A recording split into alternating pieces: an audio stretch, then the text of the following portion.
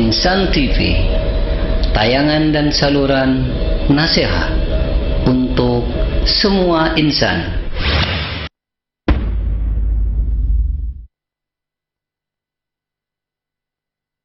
ألم نشرح لك صدرك ووضعنا عنك وزرك الذي أنقض ظهرك ورفعنا لك ذكرك فإن مع العسر يسرا إن مع العسر يسرا فإذا فرغت فانصب وإلى ربك فارغب.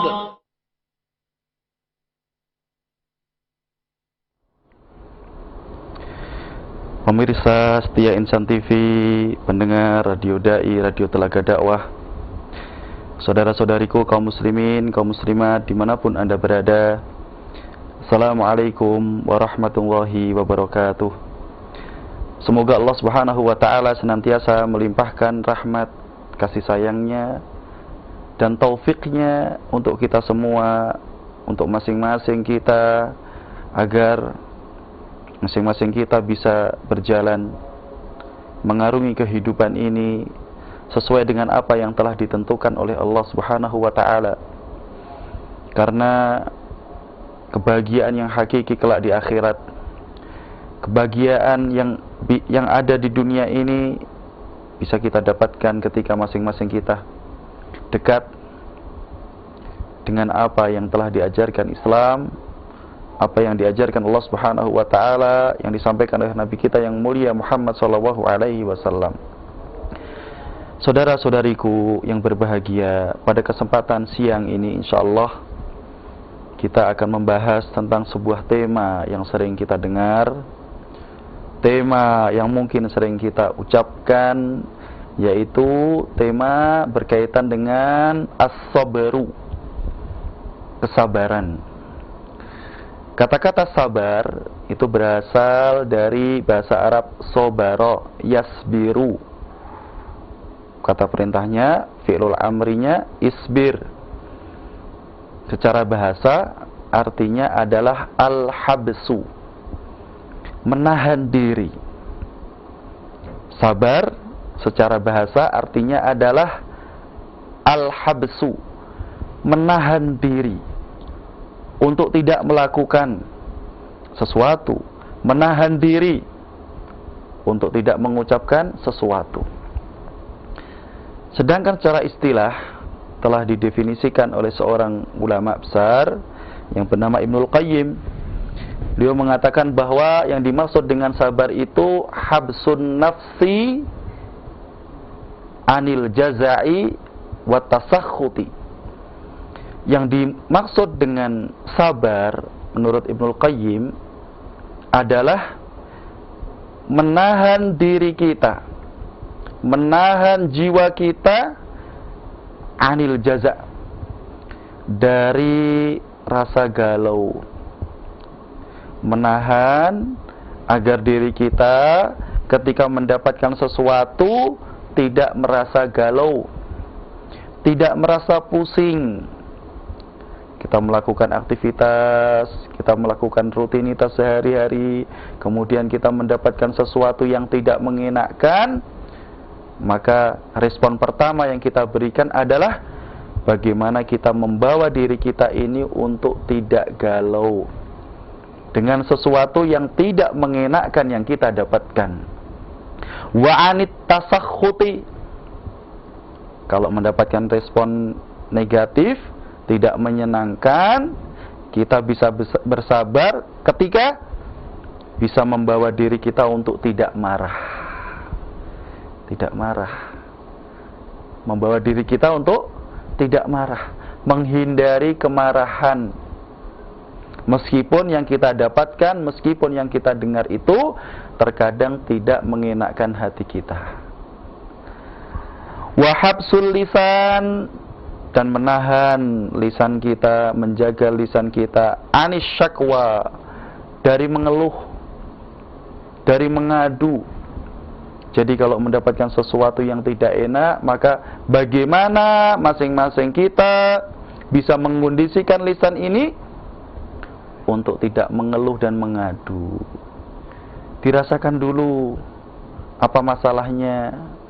Jangan langsung kemudian mendapatkan masalah kita memberikan respon yang cepat,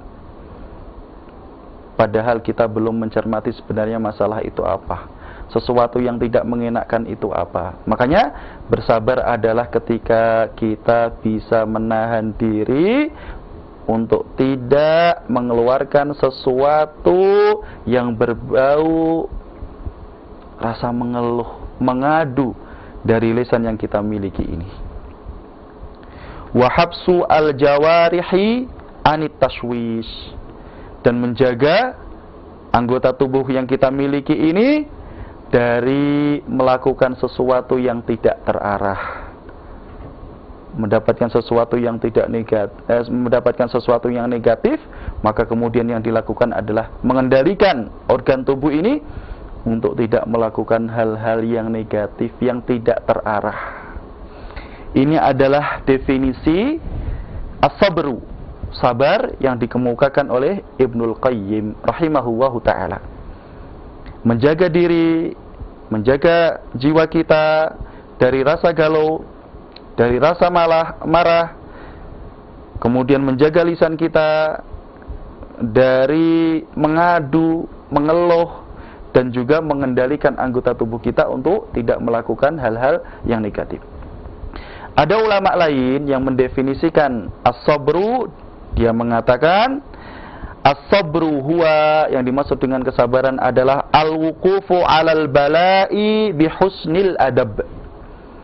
Yang dimaksud dengan kesabaran adalah ketika kita menghadapi ujian, musibah yang pada saat itu menimpa kita, bihusnil adabi, dengan cara yang baik. Itulah definisi dari kesabaran. Karena hidup ini kan terkadang, ya namanya hidup, kita bisa mendapatkan sesuatu yang tidak mengenakkan, sesuatu yang berat untuk kita terima.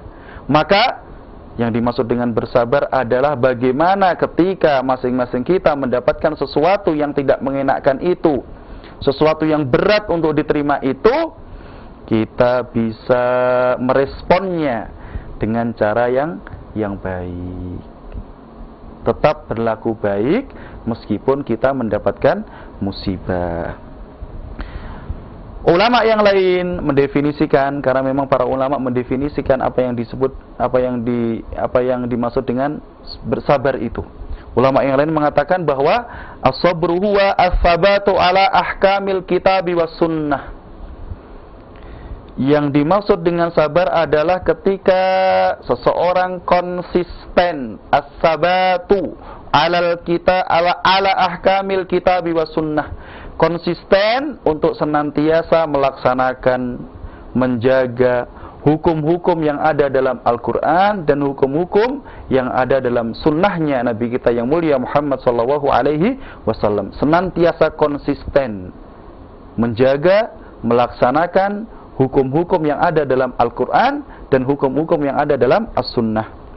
Wa habsun nafsi anil jazai wa tasakhut, dan menjaga diri, menjaga hati, menjaga jiwa kita dari rasa galau dan rasa amarah.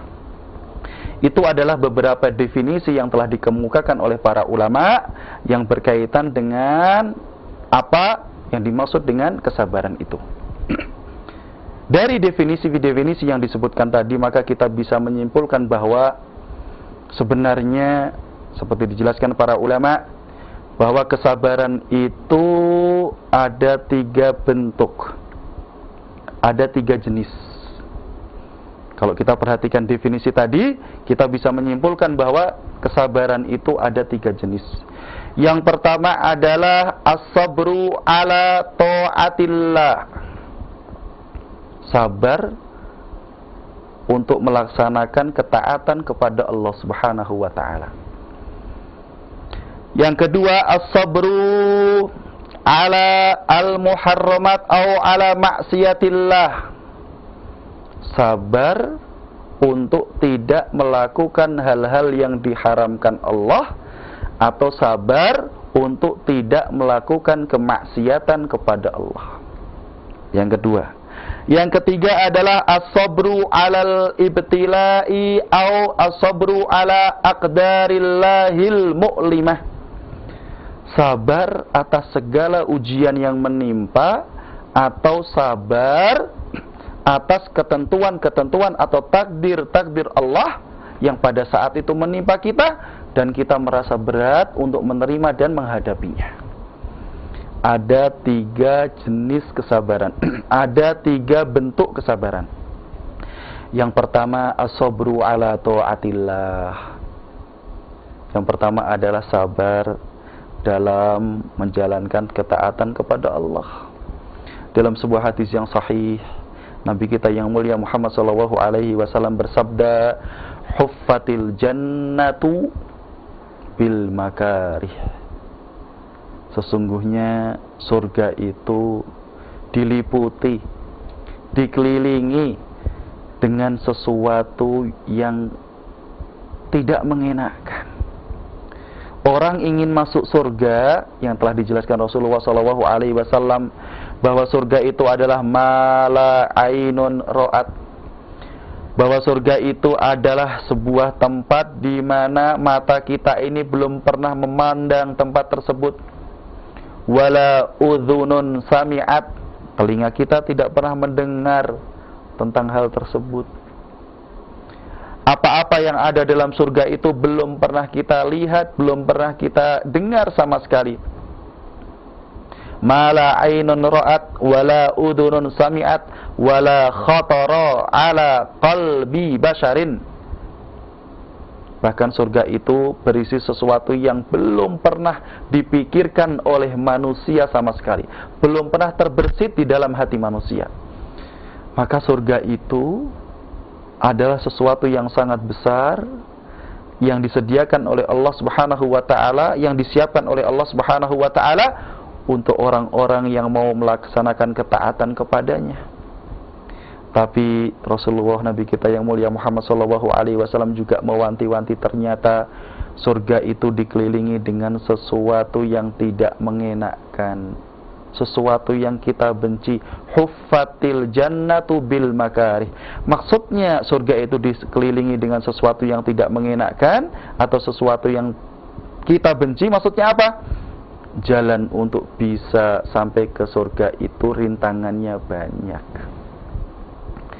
Karena rintangan untuk menuju ke surga, karena proses untuk masuk surga itu sulit, berat, penuh rintangan, maka hendaknya orang yang ingin mendapatkan surganya Allah Subhanahu wa taala, dia bisa bersabar. As-sabru ala ta'atillah. Sabar dalam rangka melaksanakan ketaatan kepada Allah Subhanahu wa taala. Karena kalau kita melaksanakan ketaatan kemudian kita tidak sabar, maka akan berhenti di tengah jalan, putus. Ketika jam 4 pagi, setengah 5 pagi kita mendengar suara muadzin mengumandangkan azannya, hayya 'alas shalah. Mari kita sholat. Saat itu udara sedang dingin, apalagi kalau turun hujan, gerimis, jam setengah 5 pagi, hujan, gerimis. Pada saat itu kita mendengar panggilan muadzin, hayya 'alas shalah. Mari kita melaksanakan sholat. Kalau kita tidak bisa menjadi orang yang sabar, maka panggilan itu akan kita kesampingkan. Kita mendengar, tapi kita tidak memberikan respon apapun. Padahal Rasulullah SAW seperti diceritakan oleh Aisyah mengatakan radhiyallahu anha wa ardhaha, kana Rasulullah SAW yuhadditsuna wa nuhadditsuhu. Dulu Rasulullah SAW berbicara kepada kita dan kita berbicara dengan beliau. Wa idza hadaratis sholatu, dan jikalau telah datang waktu sholat, azan dikumandangkan, fayansharif. Maka beliau segera bangun mendatangi panggilan azan itu. Ka'annahu lam ya'rifna wa lam na'rifu. Seolah-olah beliau tidak kenal lagi dengan kita. Ada panggilan azan, langsung segera mendatangi azannya. Salat subuh, sedang tidur nyenyak, udaranya dingin, gerimis, ada panggilan azan. Maka saat itulah dibutuhkan kesabaran. Kesabaran untuk segera bangun, pergi ke kamar mandi, kemudian gosok gigi, kemudian berwudu, kemudian segera berangkat keluar dari rumah menuju ke masjid. Butuh kesabaran. Kalau itu hanya dilakukan sekali dalam momen-momen tertentu mungkin mudah. Tetapi kalau itu harus dilakukan setiap hari oleh masing-masing kita, maka ini sangat berat. Dibutuhkan proses kesabaran. Seorang wanita, ibu-ibu ingin menutup auratnya dengan sempurna, maka dia menggunakan jilbab yang besar. Saat kemarau panjang, maka panas. Dia merasakan panas gerah. Saat itulah dia dituntut untuk tetap bisa bersabar, tetap menggunakan jilbabnya, meskipun panas. Seorang anak menuntut ilmu, belajar, dia harus bersabar.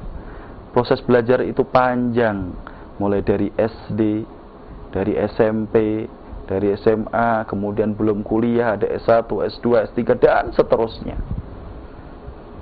Butuh kesabaran. Karena apa yang kita lakukan itu tidak berhenti pada satu kegiatan, tidak berhenti pada satu pekerjaan, tetapi harus dilaksanakan secara kontinu, terus menerus. Maka butuh kesabaran. Yang paling gampang contohnya mendatangi majelis ta'lim. Butuh kesabaran. Harus pergi keluar rumah, jaraknya terkadang 1 kilo, 2 kilo, 3 kilo. Setelah sampai di majelis ta'lim itu harus menunggu, mendengar ustadznya berbicara, tidak ngobrol sendiri selama 1 jam atau 2 jam. Butuh kesabaran. Termasuk mendengarkan siaran ini butuh kesabaran. Melihat, mendengarkan ceramah. Termasuk saya sendiri juga harus bersabar. Berdakwah adalah sesuatu yang bagus dalam rangka ketaatan kepada Allah Subhanahu wa taala. Selama tidak ada tendensi-tendensi yang negatif, itu adalah sesuatu yang mulia. Juga butuh kesabaran selama sekitar 1 jam atau lebih, sabar untuk melihat kamera. Coba bayangkan kalau sekarang saya tidak sabar, maka mungkin saya akan ceramah di depan saudara-saudariku semua, pandangannya ke kanan atau ke kiri atau ke atas atau ke bawah atau gerak-gerak sendiri. Maka semuanya butuh kesabaran. As-sabru ala ta'atillah. Sabar dalam rangka melaksanakan ketaatan kepada Allah Subhanahu wa taala. Dan kita harus bersyukur saudara-saudariku semua bahwa kita sekarang ini hidup di sebuah negara yang aman, di Indonesia. Kita ini alhamdulillah sekarang mau melaksanakan ibadah apapun relatif mudah. Mau sholat ada masjidnya, mau pakai jilbab tidak ada aturan yang melarang, mau pakai cadar tidak ada aturan yang melarang, mau pakai jubah tidak ada aturan yang melarang. Maka ini harus kita syukuri. Mungkin level kesabaran kita dalam melaksanakan ketaatan jika dibandingkan dengan apa yang telah dicontohkan oleh Rasulullah SAW, apa yang telah dilakukan oleh para sahabat, maka mungkin level kita terlalu jauh. Beliau-beliau semua, mereka semua ada di atas, mungkin kita ada di bawah. Makanya tetap harus konsisten. Kalau selama ini yang bapak-bapak sudah mulai datang ke masjid, Ustadz saya masih datang ke masjid sholat berjamaah, seminggu Ustadz, baru sekali Ustadz sholat Jumat, maka minimalnya itu tidak ditinggalkan. Terus tetap konsisten. Nanti kalau bisa tambah lagi. Tambah sholat maghrib, kemudian konsisten. Tambah sholat isya, kemudian konsisten.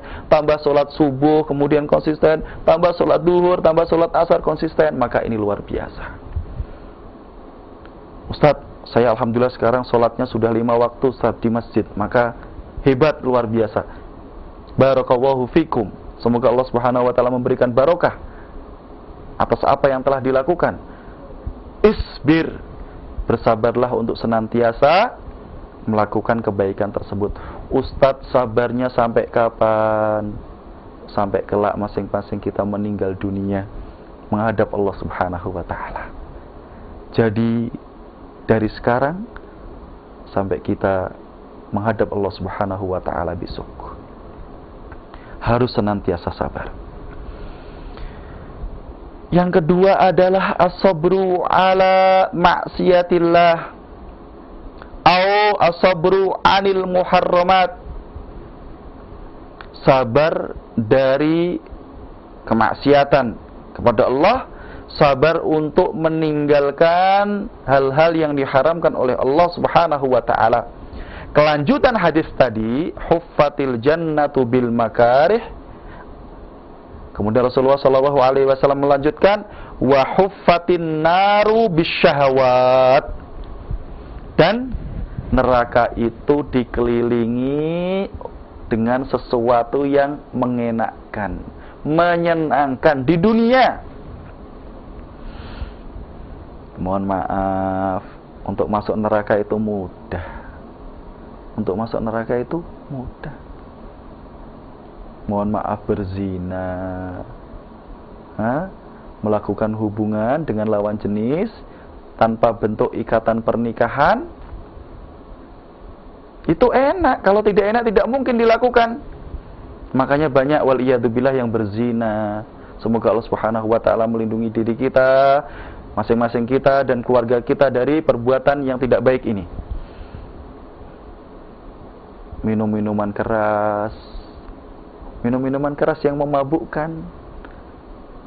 Enak apa tidak, Ustaz? Saya belum pernah mencoba. Tapi kalau tidak enak, tidak mungkin dilakukan oleh orang-orang tersebut.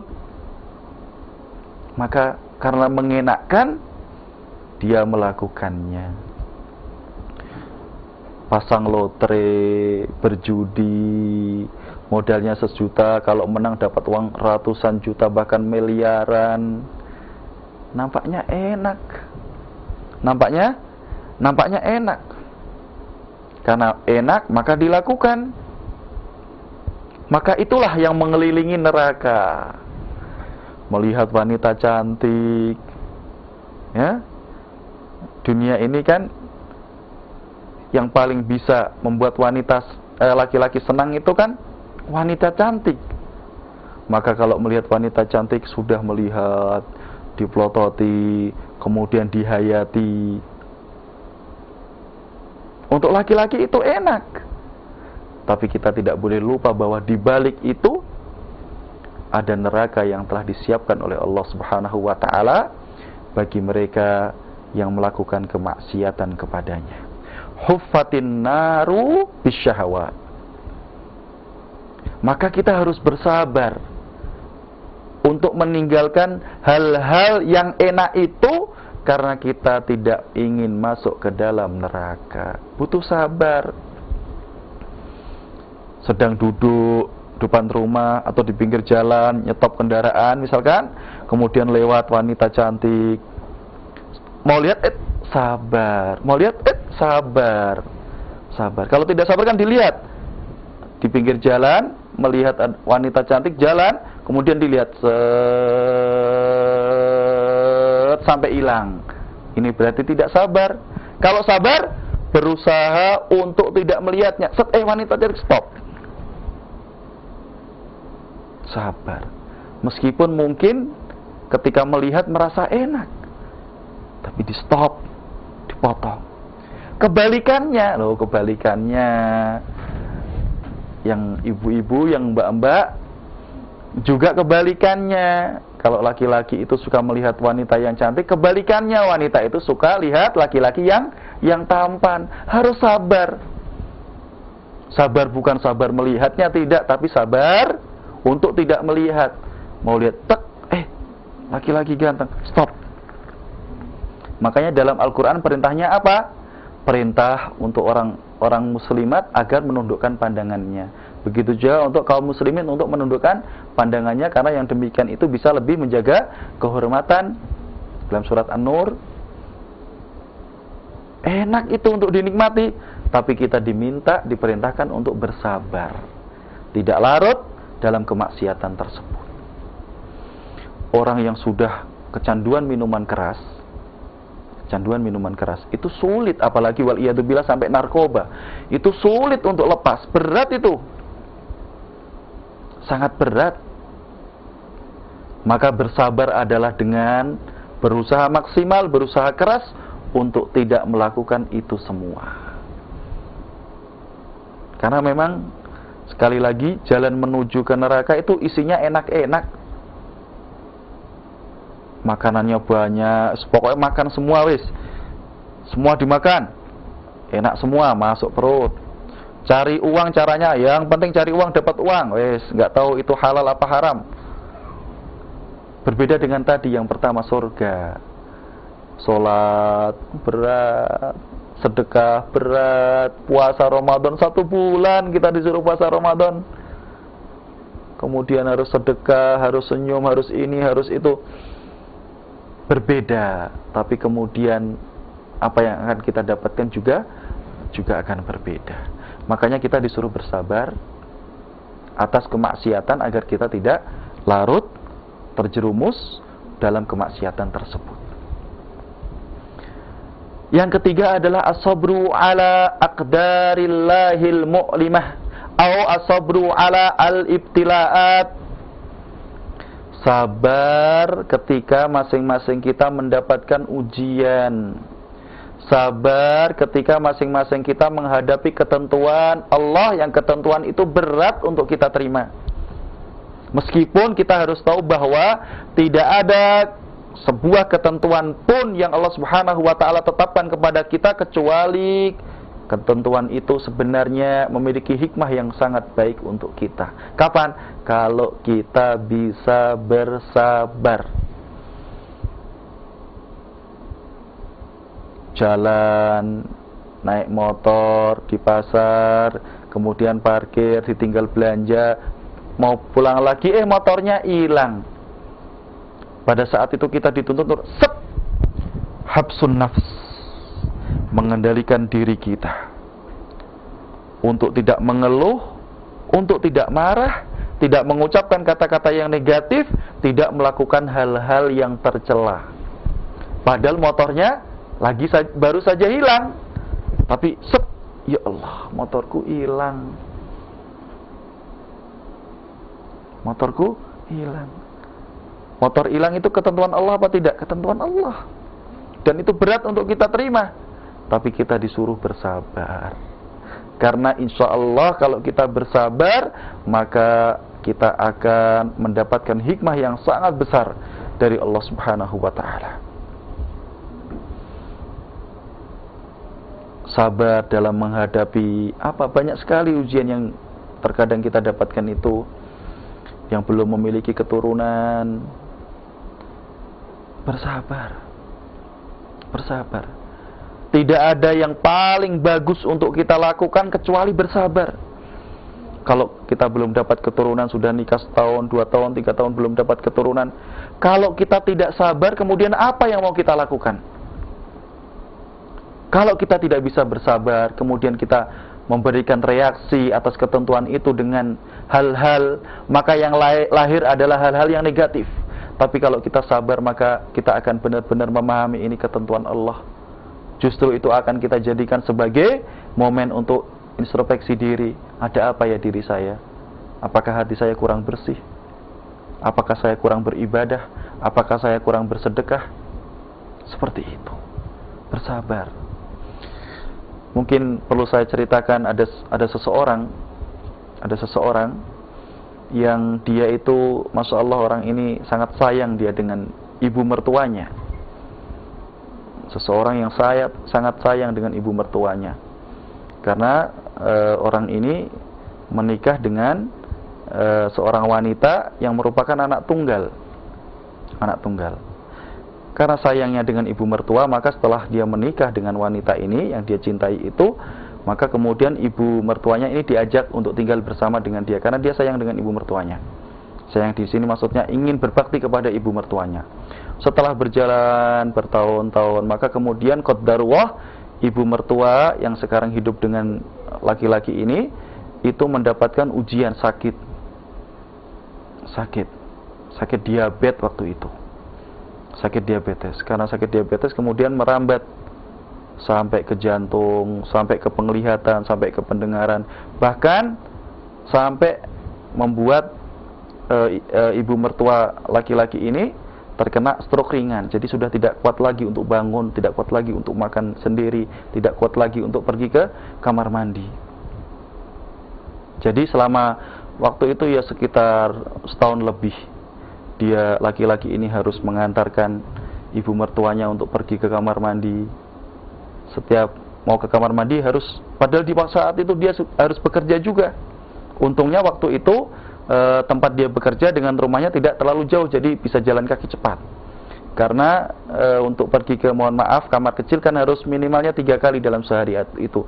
Tapi begitu sang istrinya telepon, ini ibu mau ke kamar mandi, dia langsung pulang mengantar ibunya ke kamar mandi. Dia lakukan selama 1 tahun lebih, Masya Allah. Tapi dia bersabar. Ini sudah ketentuan yang Allah Subhanahu wa Ta'ala tetapkan untuk ibu mertua saya, untuk istri saya, maka saya akan menjalani ini dengan sebaik-baiknya.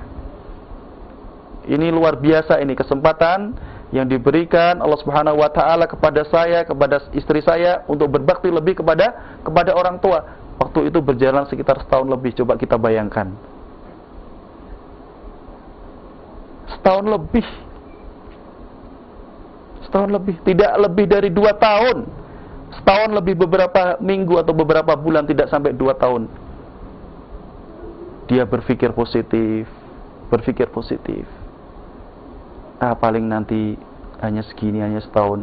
Dia berpikir bahwa dulu ibu mertuanya inilah yang merawat istrinya. Coba seorang bayi itu untuk bisa sampai mandiri itu butuh berapa tahun coba? Setahun belum bisa apa-apa, 2 tahun belum bisa apa-apa, 3 tahun, 4 tahun, 5 tahun, bahkan mungkin sampai 6 tahun seorang anak itu belum bisa apa-apa. Mungkin dia perlu sampai usia SMA untuk benar-benar lepas dari orang tuanya, bahkan mungkin perlu sampai usia kuliah dia benar-benar lepas dari orang tuanya, tidak menggantungkan lagi, tidak minta lagi kepada orang tuanya. Maka kemudian laki-laki orang ini berpikir positif, dia laksanakan rutinitas itu dengan sebaik mungkin, tidak ingin menyakiti ibu mertuanya. Maka kemudian sekitar setahun lebih sedikit begitu, ibu mertua ini kemudian dipanggil oleh Allah Subhanahu wa Ta'ala meninggal dunia. Maka karena kesabarannya ini ternyata pada saat ini orang tersebut mendapatkan keberkahan yang luar biasa dalam hidupnya. Dia karena berpikir positif, maka kemudian dia bisa mengambil manfaat. Ya Allah, dulu kalau saya baru saja pulang dari kerja, saya harus mengantar ibu mertua saya untuk ke kamar mandi. Saat saya sedang bekerja harus mengantar ke kamar mandi. Bangun pagi harus mengantar ke kamar mandi. Karena itu berjalan lebih dari 1 tahun, maka kemudian dia terbiasa untuk melaksanakan rutinitas tersebut. Kemudian setelah ibunya meninggal dunia, dia merasa sudah maksimal berbakti, alhamdulillah. Maka kemudian sekarang ini karena ibu mertuanya sudah meninggal dunia, waktu yang ada itu dia gunakan untuk hal yang lain. Kan tidak mudah itu, mengbopong, mengangkat ibu mertuanya untuk ke kamar mandi, duduk dan di kloset duduk itu, kemudian ditinggal sebentar, kalau udah selesai dicebokin, kemudian dibalikin lagi. Itu selama 1 tahun lebih. Dia sudah terbiasa dengan rutinitas itu yang sebenarnya mungkin berat untuk dilaksanakan, tapi dia lakukan, dia jalani dengan rasa yang bahagia karena niatnya berbakti kepada Allah Subhanahu wa Ta'ala. Sekarang karena dia sudah terlatih untuk melakukan hal yang berat, maka kemudian sekarang Masya Allah, waktu yang dimiliki benar-benar sangat bermanfaat untuk laki-laki tersebut. Karena dia sudah terlatih untuk mengerjakan sesuatu yang berat, maka yang dia hadapi sekarang sudah terasa lebih santai karena 1 tahun lebih dia merawat ibu mertuanya. Hikmah dari sebuah kesabaran dalam menghadapi takdir yang ditentukan oleh Allah Subhanahu wa taala berakhir manis. Berbeda dengan kalau kita tidak sabar dalam menghadapi takdir tersebut. Baru mendengar orang tua kandung sakit, itu kita terasa menjadi orang yang paling susah sedunia, wal iyadu billah.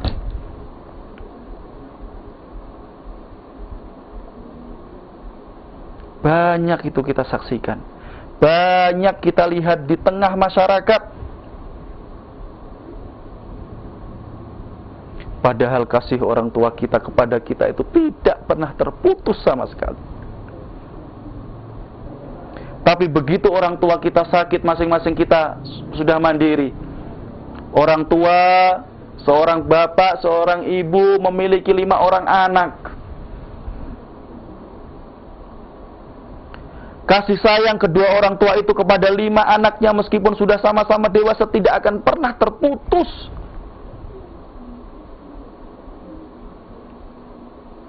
Bagaimana dia merawat ke-5 anak ini dari kecil sampai besar, sampai masing-masing sukses, mandiri, punya mobil, punya rumah, kehidupannya mapan.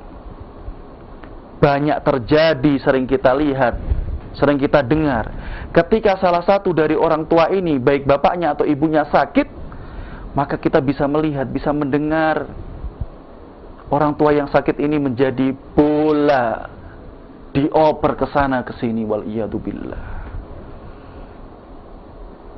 Jadi mendengar orang tuanya sakit itu langsung istighfar, seolah-olah mendapati musibah yang besar. Dia tidak berpikir bahwa kalau dia berbakti kepada orang tuanya pada saat orang tuanya sakit itu, dia mendapatkan pahala yang sangat besar dari Allah Subhanahu wa taala.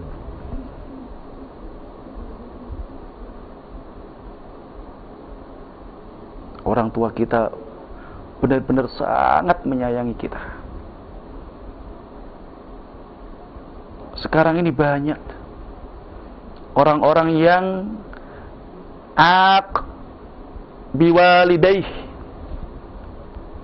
melakukan kedurhakaan kepada orang tuanya, lupa dengan orang tuanya. Kalau kepada istrinya semuanya diberikan, kalau kepada orang-orang, kelihatan bagus, ngasih ini, sedekah ini, infak ini. Tapi kepada orang tua dia lupa. Padahal sebenarnya yang pertama kali harus dia muliakan adalah orang tua yang dia miliki.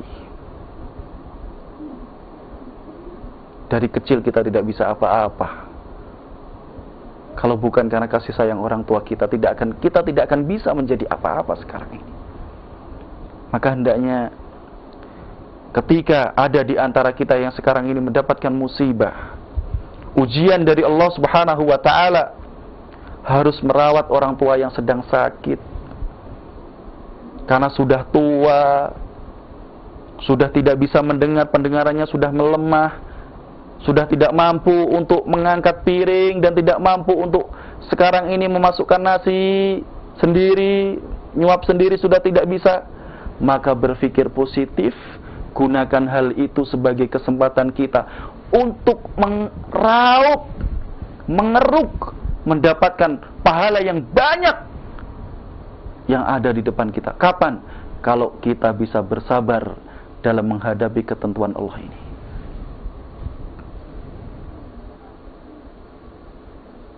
Ada seorang ulama yang pernah menceritakan bahwa di Saudi Arabia ada 2 orang kakak beradik laki-laki yang mereka berdua ini sekarang menjadi orang yang sukses. Ekonominya sukses, status sosialnya tinggi, pokoknya mapan. Suatu ketika mereka berdua ini mendapat kabar bahwa ibu mereka sedang tertimpa sakit, kena sakit.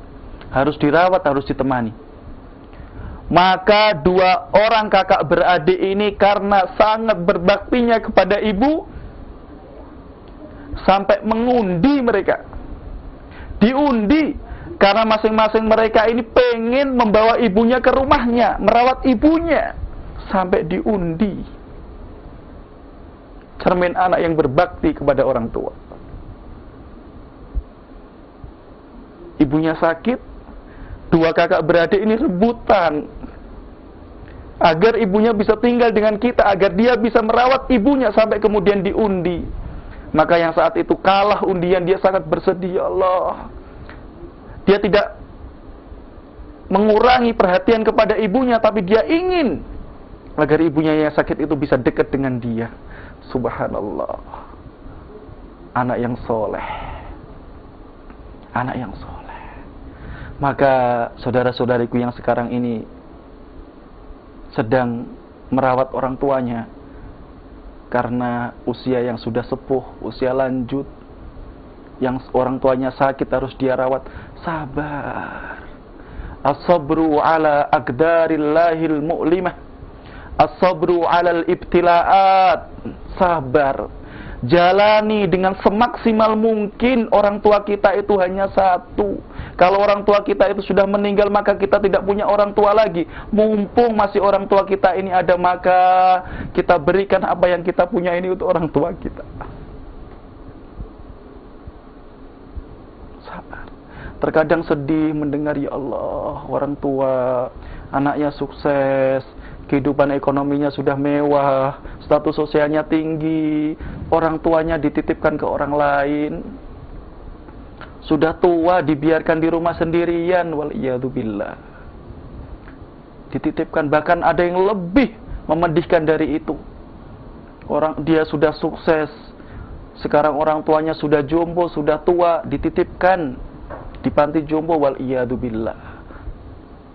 Nggak tahu siapa nanti yang harus memandikan orang tuanya itu. Tidak tahu dia siapa yang harus mengambilkan makanan untuk orang tuanya. Padahal saat masih kecil, orang tuanya, ibunya, bapaknya itulah yang memandikan dia, yang menyuapi dia, sampai kemudian dia tumbuh, berkembang menjadi orang yang sukses. Bersabar dalam menghadapi, menjalani ketentuan Allah, meskipun ketentuan Allah itu nampaknya sangat berat untuk kita jalani, meskipun nampaknya sangat berat untuk kita laksanakan.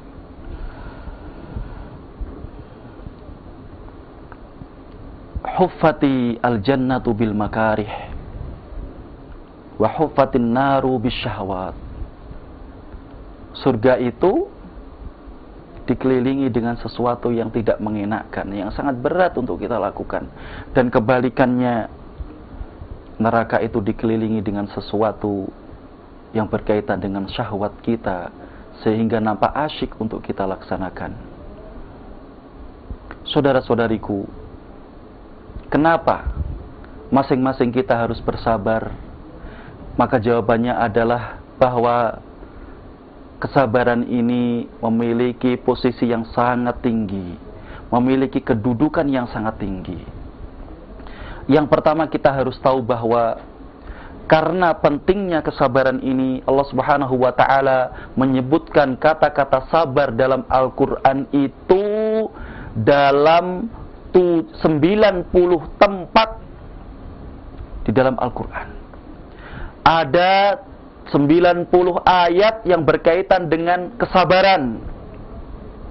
Maka ini tidak diragukan lagi, menunjukkan bahwa kesabaran memiliki kedudukan yang sangat tinggi. Kalau tidak tinggi, maka penyebutan kesabaran ini tidak akan diulang sampai 90 kali. Kalau kita menulis surat kepada bupati, kepada gubernur, kepada presiden, kepada pimpinan kita, direktur perusahaan, kemudian kita mengulangi kata-kata tersebut, maka sebenarnya kita ingin menekankan bahwa kata-kata tersebut adalah kata-kata yang penting, harus mendapatkan perhatian. Maka kemudian kita ulang. Dalam Al-Quran ada 90 ayat, ada 90 kata yang berkaitan dengan kesabaran. Maka ini menunjukkan bahwa sabar dalam agama Islam memiliki kedudukan yang sangat tinggi. Yang kedua, bahwa Allah Subhanahu wa Ta'ala qaranahu bis shalah. Allah Subhanahu wa Ta'ala dalam beberapa ayat menyebutkan secara berbarengan antara perintah untuk bersabar dan perintah untuk melaksanakan sholat. Insyaallah Nanti akan disebutkan contoh-contoh dari ayat yang menyebutkan perintah untuk bersabar dan perintah untuk sholat. Maka penyebutan perintah untuk sabar dan perintah untuk sholat ini menunjukkan bahwa sabar ini memiliki kedudukan yang sangat tinggi. Allah Subhanahu wa ta'ala mensejajarkannya dengan sholat. Yang ketiga, bahwa kedudukan yang tinggi dalam agama Islam ini, yang bisa didapatkan oleh seseorang itu rata-rata hanya bisa diraih ketika orang ini bersabar. Contohnya apa? Yang pertama adalah contohnya al-iffah. Ketika seseorang bisa menjaga kehormatannya, harga dirinya, maka kehormatan dan harga diri itu hanya bisa didapatkan dengan kesabaran. Kesabaran dari apa? Kesabaran untuk tidak melakukan hal-hal yang tercela.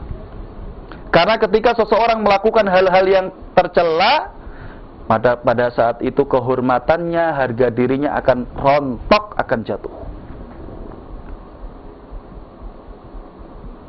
Contoh seorang pimpinan, bupati atau gubernur atau presiden, kan pakaian yang dikenakan sehari-hari ketika keluar menemui rakyatnya harus diatur. Tidak boleh kemudian dia menjumpai rakyatnya menggunakan celana pendek. Keluar dari istananya, misalkan keluar dari kantornya menggunakan celana pendek. Kalau dia keluar dengan menggunakan celana pendek, maka harga dirinya, kehormatannya akan langsung turun, akan langsung rontok. Karena dia tidak sabar untuk menjaga kehormatannya. Kemudian dia melakukan hal-hal yang tidak dia pikirkan sebelumnya. Harga diri, kemuliaan bisa dilaksanakan ketika seseorang sabar untuk tidak melakukan hal-hal yang keji, hal-hal yang buruk, hal-hal yang negatif. Contohnya, saya sekarang ini sedang ceramah di Insan TV. Kemudian ada bapak atau ibu, atau mas atau mbak sekarang melihat saya sedang ceramah.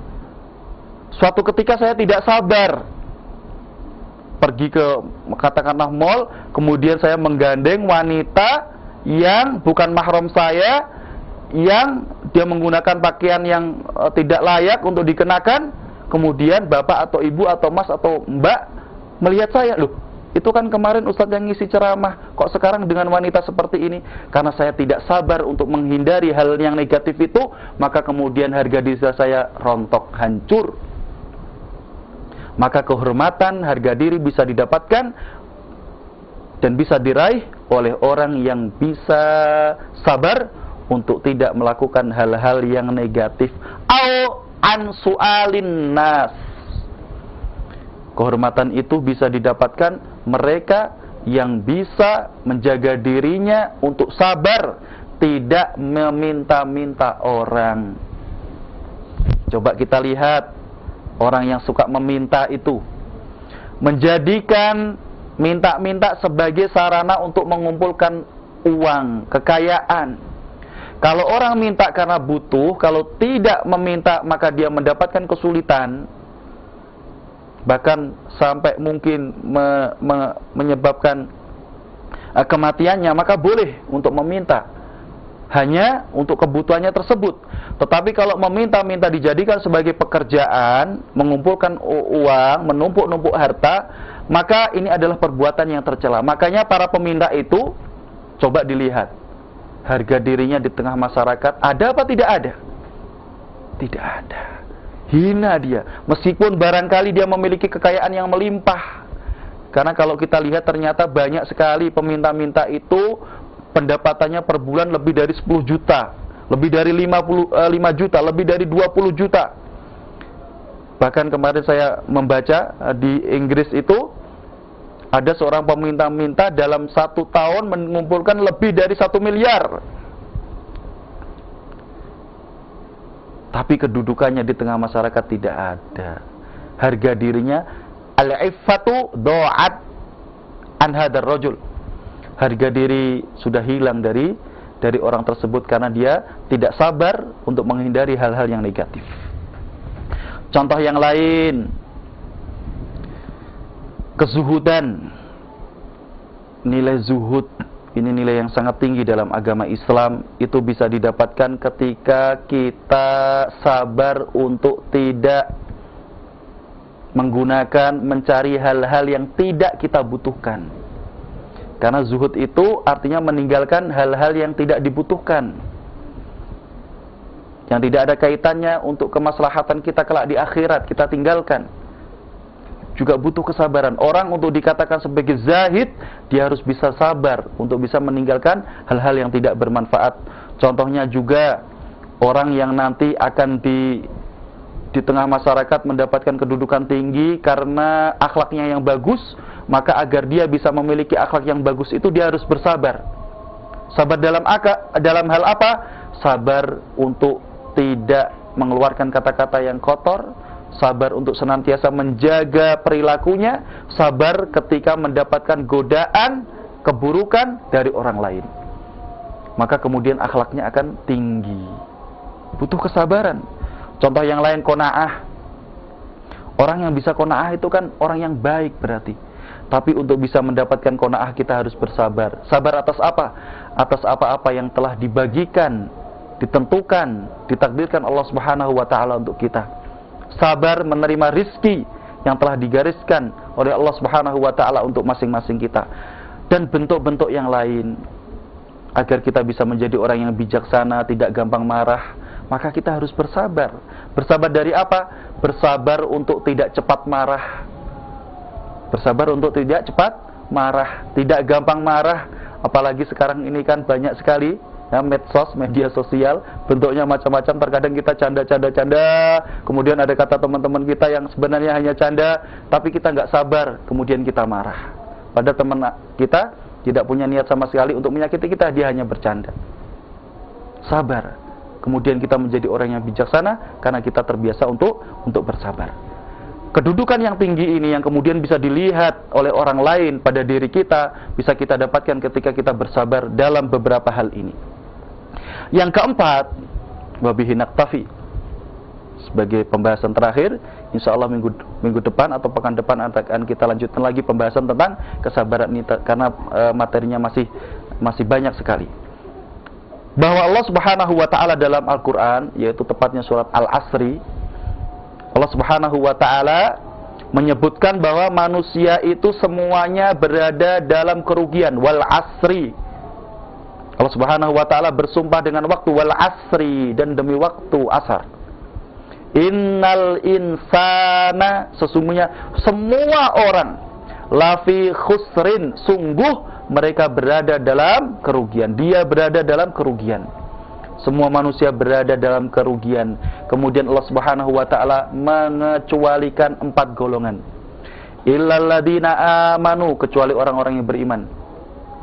Wa amilus sholihat, dan melaksanakan amalan-amalan soleh.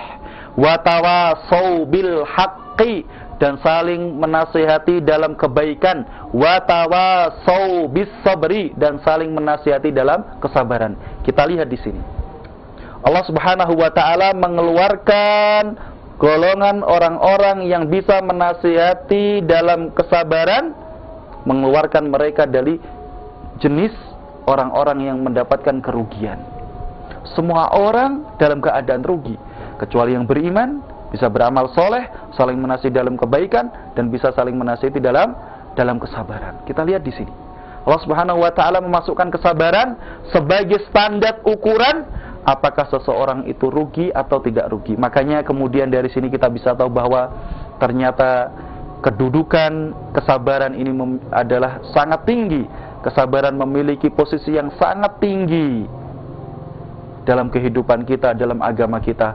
Insya Allah di pekan depan akan kita sampaikan beberapa ayat, kita sebutkan, kita jelaskan beberapa ayat, beberapa hadis yang memerintahkan kita untuk bersabar. Dan kemudian kalau kita bisa bersabar, apa sih buah yang akan kita dapatkan, dan kemudian area kesabaran itu ada dalam hal apa saja. Insya Allah ini akan menjadi pembahasan kita pada pekan mendatang biidznillah ta'ala. Sebelum kita akhiri, kita jawab beberapa pertanyaan yang ada. Mohon maaf karena keterbatasan waktu, mungkin yang bisa kita jawab pada kesempatan ini hanya 3 pertanyaan saja.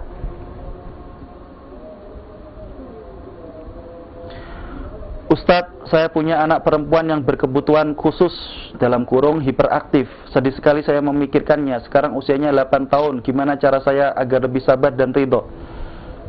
Ibu, bismillah, walhamdulillah, wassalatu wassalamu ala rasulillah. Kalau kita memiliki keturunan, maka harus disadari, harus difahami bahwa keturunan itu adalah karunia besar yang diberikan Allah Subhanahu wa ta'ala kepada kita. Karunia yang mungkin sebagian kita meskipun sudah berusaha keras tidak atau belum mendapatkannya. Maka bersyukur ketika kita mendapatkan keturunan. Kalau kemudian kita merasa berat karena anak kita berkebutuhan khusus, maka harus dicamkan 2 hal. Dicamkan 2 hal. Yang pertama, bahwa Allah Subhanahu wa ta'ala tidak mungkin menciptakan di dunia ini sesuatu yang sia-sia secara mutlak. Tidak mungkin. Allah Subhanahu wa ta'ala tidak mungkin menciptakan di dunia ini sesuatu yang sia-sia secara mutlak.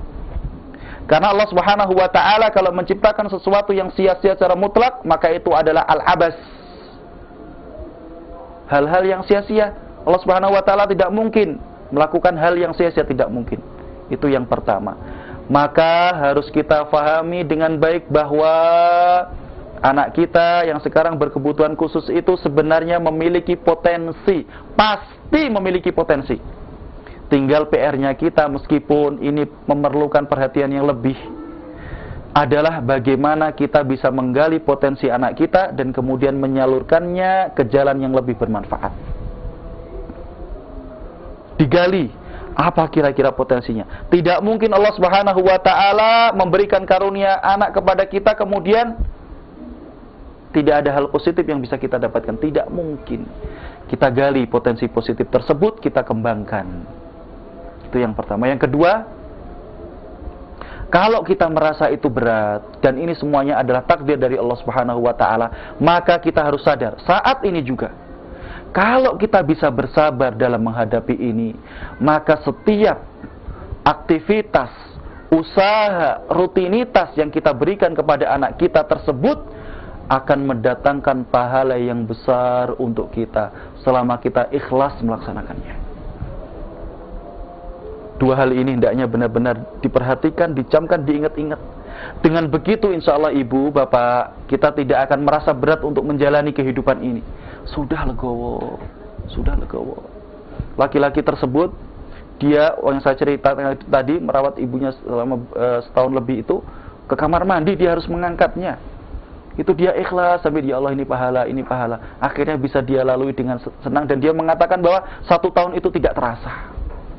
1 tahun itu tidak terasa.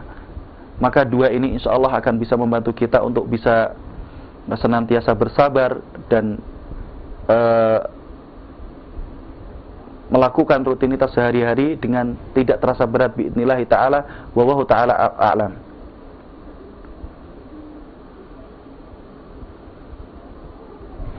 Ustadz, saya Fulanah dari Sintang, Kalimantan Barat. Saya siswa kelas 9 SMP. 9 SMP berarti kelas 3 ya, kelas 3 SMP. Pak Ustadz, saya ingin bertanya, teman-teman saya sering membuat saya marah. Padahal saya sudah mencoba sabar. Terkadang saya suka menyebut hal yang tidak baik. Bagaimana sih cara menghindari sikap-sikap sering marah dan menyebut hal sembarangan? Mohon penjelasannya. Masya Allah, saya senang sekali siang ini ada mbak-mbak usia SMP, kelas 3 SMP mau mendengarkan pengajian. Jazakillahu khairan wa barakallahu fiik. Semoga Allah Subhanahu wa ta'ala memberikan keikhlasan dan keistiqomahan kepada Mbak Fulanah, namanya Fenti Mayada dari Sintang, Kalimantan Barat. Masya Allah, ini seperti embun yang jatuh. Kelas 3 SMP mau mendengarkan pengajian. Semoga istiqomah sampai kelak meninggal menghadap Allah Subhanahu wa ta'ala. Semoga masing-masing kita meninggal dalam keadaan husnul khatimah. Yang pertama, kalau ada teman-teman kita yang membuat marah, nanti insya Allah pertemuan mendatang pekan depan akan saya jelaskan bagaimana kita bisa bersabar.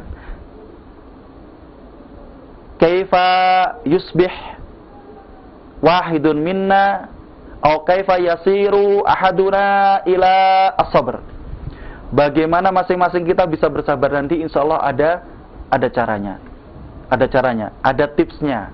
Ada nanti insya Allah. Tapi secara umum agar kita bisa bersabar, salah satu yang paling gampang adalah apa yang kita dapatkan sekarang ini, candaan, godaan, ujian, itu tidak akan lebih berat dari apa yang dulu diterima oleh Nabi kita yang mulia Muhammad SAW. Beliau tidak cuma diejek, tidak cuma diolok-olok. Beliau itu sujud, di punggung beliau dikasih usus unta, kotoran unta. Jalanan beliau itu dikasih duri, dikasih kotoran. Beliau dikatakan sebagai orang yang mohon maaf gila, penyihir, ahli syair dan lain sebagainya. Beliau diam, hanya senyum, tidak memberikan reaksi negatif apapun. Bahkan orang-orang yang mengganggu beliau itu ketika sakit, beliaulah orang yang pertama kali menjenguk orang yang sakit tersebut. Padahal selama ini orang yang sakit itu adalah orang yang senantiasa menyakiti beliau. Ini Mbak Fenty sebagai tips pertama. Nanti insya Allah akan dijelaskan pekan depan beberapa hal yang bisa membawa kita untuk bisa berbuat sabar.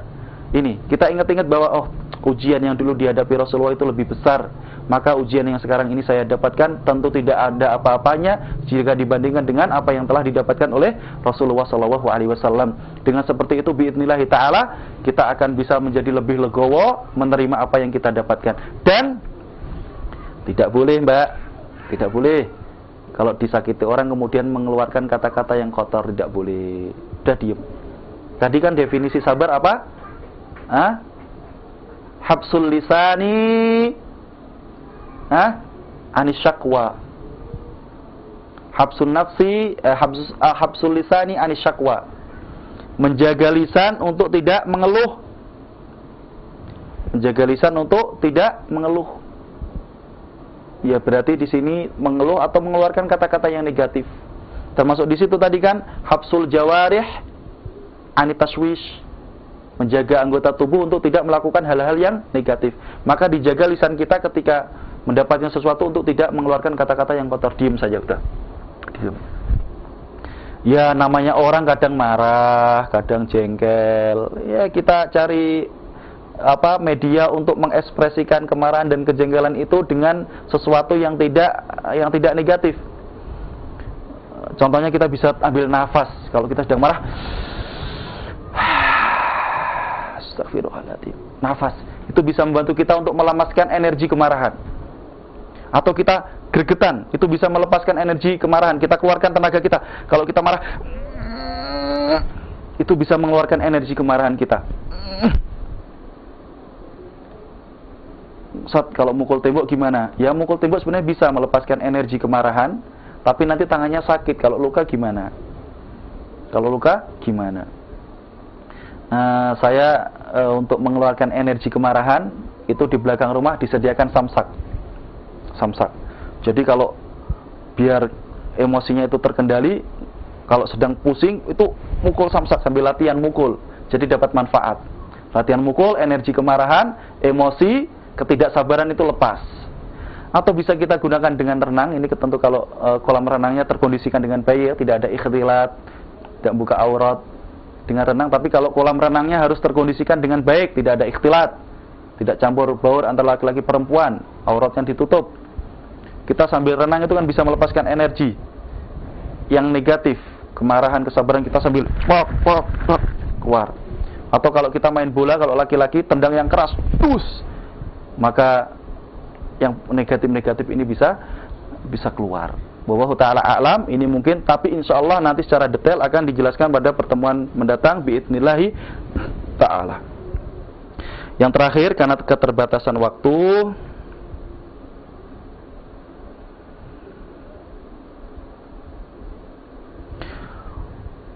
Yang terakhir ini pertanyaannya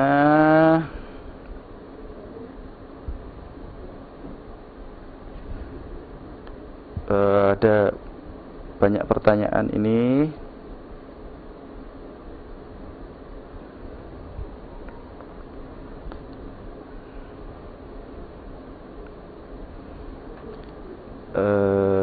Saya pilihkan beberapa pertanyaan yang berkaitan dengan tema.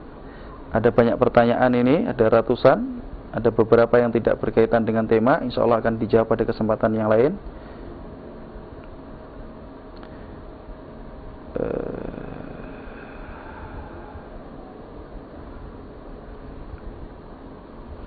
Assalamualaikum Ustadz, kami 5 bersaudara. Punya ibu yang pendengaran dan penglihatan sudah kurang. Kami sudah berusaha mengajak beliau untuk ikut kami, namun beliau tidak mau dan lebih memilih untuk tinggal di rumah di kampung sendirian. Berdosakah kami? Gimanakah kami harus bersikap? Dari Ibu Fulanah di Padang. Kalau ibunya sudah pendengaran dan penglihatannya kurang, nanti ibunya makannya gimana itu?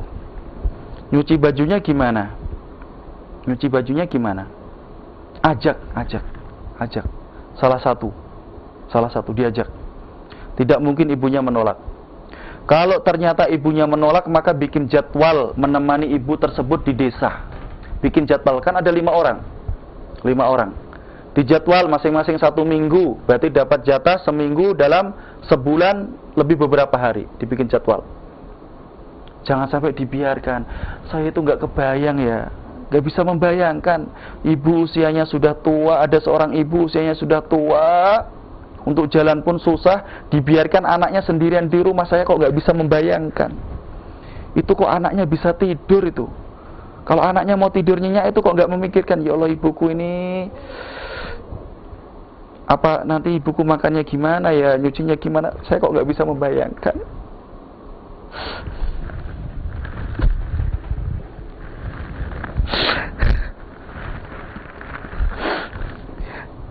Ditemani, diatur jadwal, diajak dengan cara yang baik, insya Allah mau. Kalau tidak mau, dibikin jadwal. Jangan dibiarkan sendirian, kasihan ibu kita yang sudah merawat kita dari kecil, sudah tua. Jangan berikan perhatian. Ini mungkin yang bisa disampaikan, mudah-mudahan memberikan manfaat. Apabila ada kata-kata yang salah, saya minta maaf.